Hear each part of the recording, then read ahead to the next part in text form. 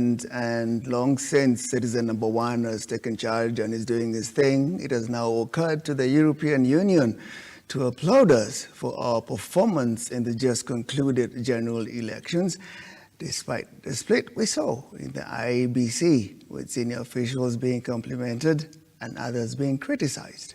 This is their story. The European Union has given its feedback in the just concluded August general election. Senior EU officials have stated that the elections were carried out in tandem to the expectations and asked the government to embrace technology in voting in the upcoming days. You have mentioned that they were largely peaceful. There was an absence of physical conflict. And I think also being a woman myself, and women's participation in elections is a big priority for the EU around the world, just as participation of youth and people with disabilities is something we generally promote.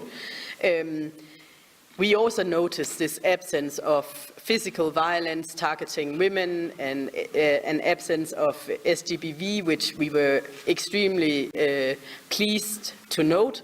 But in the online space, there was a lot of harassment and verbal.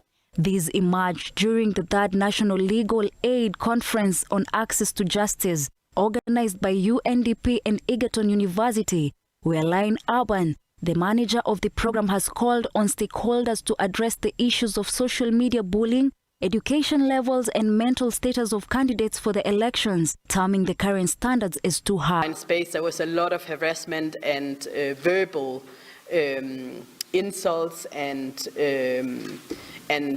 strong language used, both among different candidates, but a lot of it was really targeting female candidates and their supporters.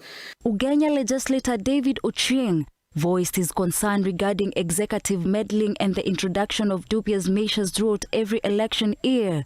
However, the lawmaker pointed out that the nation had advanced significantly in the democratic realm. That front, we moved very far. I only have two quarrels with it, which I would want to put to you. Fear of corruption creeping back, especially on election matters, is there.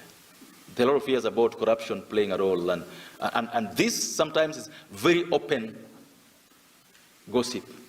Ochieng has also raised concerns that corruption was still making its way into the halls of justice and pointed an accusing finger at the judiciary. However, in his defense, Justice Hilary Chemitei said that the judiciary was impartial, adding that accessibility to justice was better compared to years back.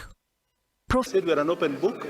The issue of integrity is not so much really a worry to us, because basically we are within the laws, we are following the laws, we understand the issue of ethics, we have our ethics which we follow.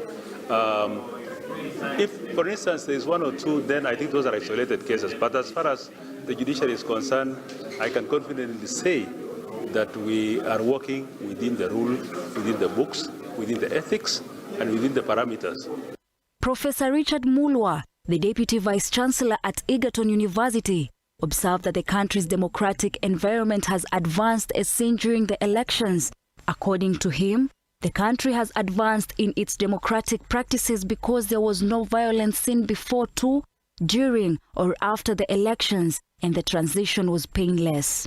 Charity Kagwe from UNDP also spoke, noting that the organization's Legal Aid and Access to Justice program had benefited hundreds of people and has expressed gratitude for how Kenyans behaved during the campaign.